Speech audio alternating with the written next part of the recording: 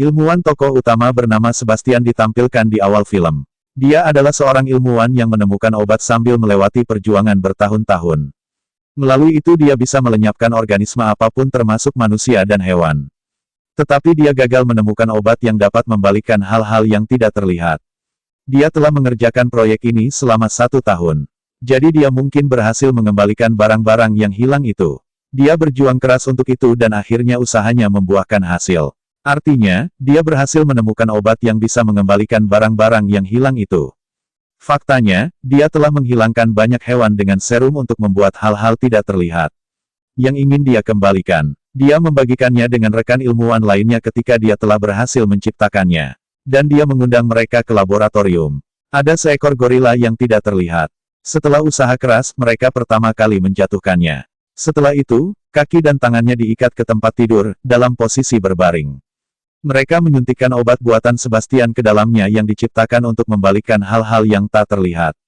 Ia menghadapi banyak masalah saat obat disuntikkan ke dalamnya oleh mereka. Karena detak jantungnya meningkat. Melihat kondisinya, gorila nampaknya tidak akan bertahan. Tapi mereka mencoba menyelamatkannya sambil mengejutkan hatinya. Akibatnya, detak jantung gorila mulai normal. Secara bertahap, seluruh tubuhnya pulih. Dan gorila menguasai tubuhnya sepenuhnya. Karena berhasil melakukannya, mereka sangat bersemangat.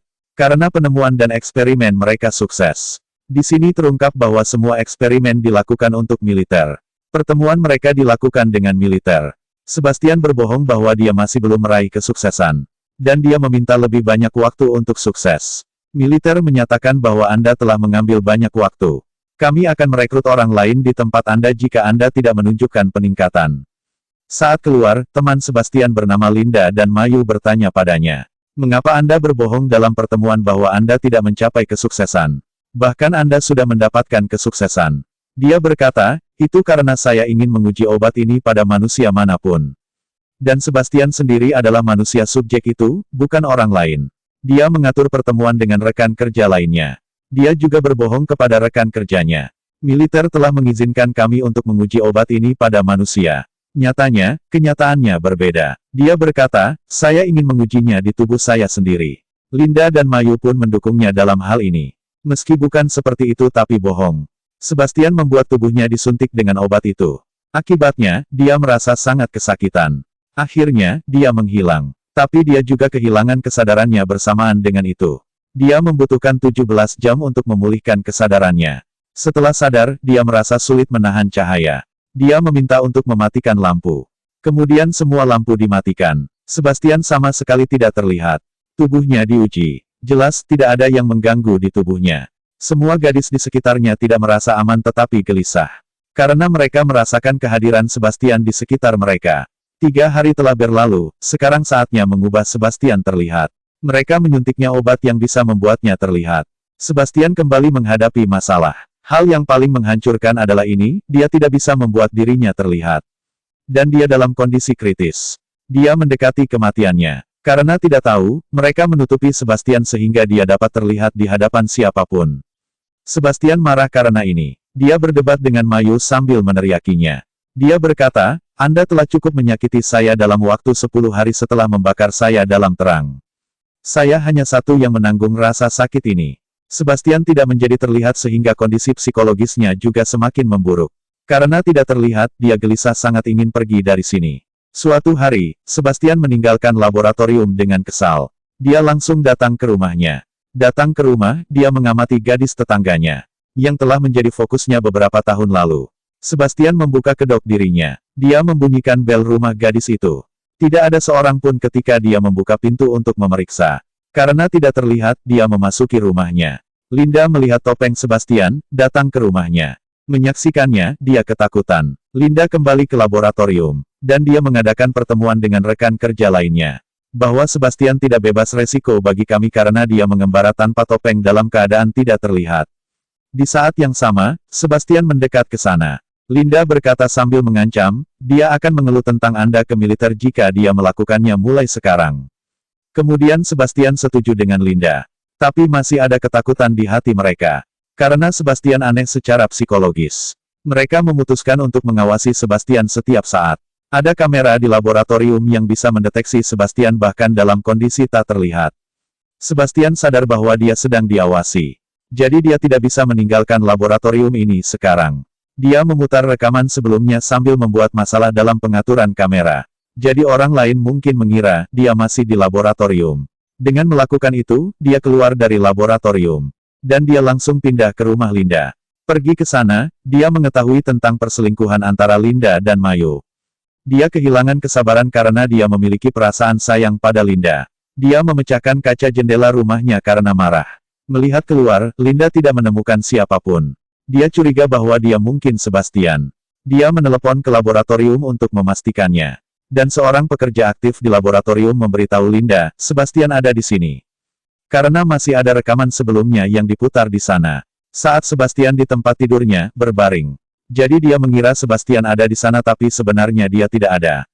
Kembali ke laboratorium, Sebastian mengamuk. Dia membunuh seekor anjing di sana. Keesokan harinya, dokter hewan menemukan anjing mati itu ketika dia datang untuk menyajikan makanan untuk hewan. Dia bertanya pada Sebastian tentang itu, apakah kamu bertanggung jawab untuk itu? Sebastian menjawab, aku tidak tahu sedikit pun tentang itu. Untuk memastikannya, dia memeriksa semua rekaman video. Tapi dia tidak mendapatkan satu poin pun.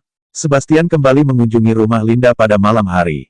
Dan Linda merasakan kehadiran Sebastian di sana. Dia curiga, pasti ada seseorang. Saat ini, dia sendiri pergi ke laboratorium untuk penyelidikan. Lalu dia tahu bahwa Sebastian mencoba menentang mereka. Karena Sebastian tidak ada. Kemudian dia memutuskan untuk mengungkapkannya kepada dokter seniornya. Mengunjungi dokter senior itu, Linda dan Mayu mengungkapkan segalanya kepadanya. Karena marah, dokter itu mengeluarkan Linda dan Mayu dari proyek ini. Dokter itu akan mengungkapkannya kepada rekan kerja yang lain saat keduanya pergi. Tapi telepon itu menjadi tidak responsif. Sementara itu, Sebastian sampai di sana. Dia membunuh dokter senior sambil menenggelamkannya. Keesokan paginya, Sebastian kembali datang ke laboratorium. Linda dan Mayu sedang menunggu panggilan dari dokter senior itu. Karena itu adalah hari pertemuan. Tidak ada panggilan dari dokter senior karena dia sudah tidak ada lagi. Kemudian Linda memanggil dokter itu untuk mengetahui. Kemudian dia mengetahui bahwa dokter itu meninggal karena tenggelam. Kemudian Linda memutuskan untuk membuka fakta proyek ini kepada semua orang. Karena rekan kerja laboratorium hanyalah yang mengetahui tentang tembus pandangnya Sebastian. Orang-orang lainnya tidak menyadarinya. Kemudian dia menelepon, teleponnya juga tidak responsif. Mereka mencoba keluar, tapi tidak ada pintu yang terbuka. Karena Sebastian telah menonaktifkan kode kunci pintu. Hanya ada kode Sebastian yang beroperasi. Mereka memutuskan untuk menangkap Sebastian dengan biaya berapapun karena dia masih di laboratorium itu. Sebastian membunuh salah satu gadis di antara mereka yang kembali ke laboratorium untuk mengambil benda kirinya. Mereka tahu bahwa Sebastian akan menghabisi mereka satu persatu. Karena dia tidak ingin mengungkapkan realitas tembus pandangnya kepada siapapun. Mereka mendeteksi lokasi Sebastian melalui perangkat yang ditempatkan di laboratorium. Dua orang pindah ke sana untuk menangkapnya. Salah satunya adalah Mayu dan lainnya adalah temannya. Sebastian melukai teman Mayu di sana. Mayu juga menembakkan senjatanya ke arah Sebastian. Tapi dia tidak terluka, dan bentuknya muncul di sana dan dia melarikan diri dari sana. Darah teman-teman Mayu sudah banyak yang terbuang jadi darah itu dibutuhkan untuknya. Kemudian teman Linda pergi untuk mengatur darah dan Sebastian juga mendekat ke sana. Dan dia mengakhiri gadis itu. Di saat yang sama, teman Mayu juga menemui takdirnya. Sekarang hanya ada 3 yang selamat termasuk Linda, Mayu dan salah satu teman mereka. Sekarang mereka mencari teman Linda yang pergi mengatur darah. Mereka menemukan tubuhnya di ruang dingin. Selain itu, ketiga survivor selain Linda dan Mayu juga dibunuh dengan tongkat besi oleh Sebastian. Sebastian juga melukai Mayu saat dia berusaha menyelamatkan temannya. Dia meninggalkan Linda dan Mayu di kamar dingin freezer dan menyalakannya. Dia meninggalkan mereka di sana dan pergi. Dia ingin mengakhirinya karena suhu dingin. Dan suhu freezer secara bertahap turun. Tetapi Linda mencoba mendobrak pintu dengan berani tetapi tidak berhasil. Karena terluka, Mayu tidak sadarkan diri. Sekarang Sebastian datang ke tempat kejadian yang bersiap-siap dengan benar. Dia membuat bom, menggunakan bahan kimia. Kemudian dia pergi setelah mengatur waktunya. Di sisi lain, Linda juga berjuang mendobrak pintu menggunakan elektromagnet.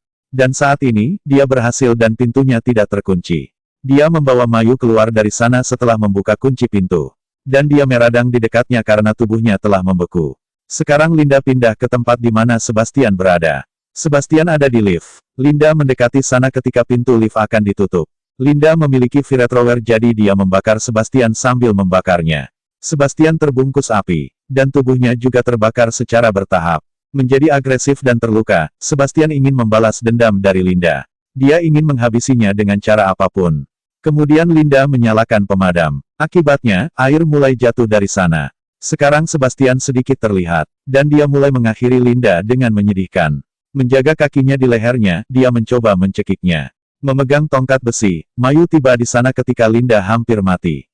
Dan dia memukul kepala Sebastian dengan batang besi itu. Karena itu, Sebastian jatuh di sana. Mayu mengangkat Linda dan keduanya mulai pergi dari sana. Sebastian yang masih hidup mengambil batang besi itu. Dia hampir memukul Mayu dengan tongkat itu sehingga dia sadar. Sambil mendorong Sebastian, batang itu menabrak kabel listrik yang menyebabkan sengatan listrik berubah menjadi tubuh Sebastian. Akibatnya, Sebastian terlempar ke sana terjatuh. Kemudian Mayu dan Linda pindah ke tempat di mana Sebastian telah memperbaiki bom tersebut.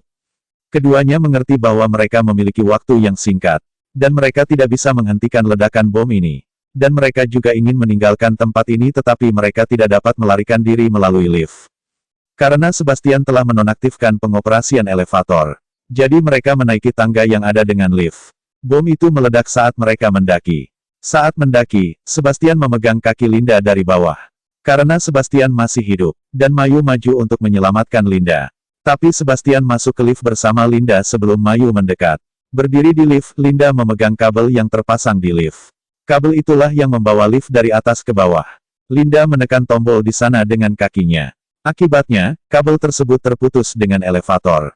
Dan Sebastian jatuh dengan lift itu. Ada api di sisi bawah akibat ledakan. Jadi Sebastian terbakar sampai mati. Dan Linda mulai mendekati Mayu dengan hati-hati. Mendekati Mayu, keduanya selamat dan bersemangat. Film juga berakhir bersamaan dengan itu.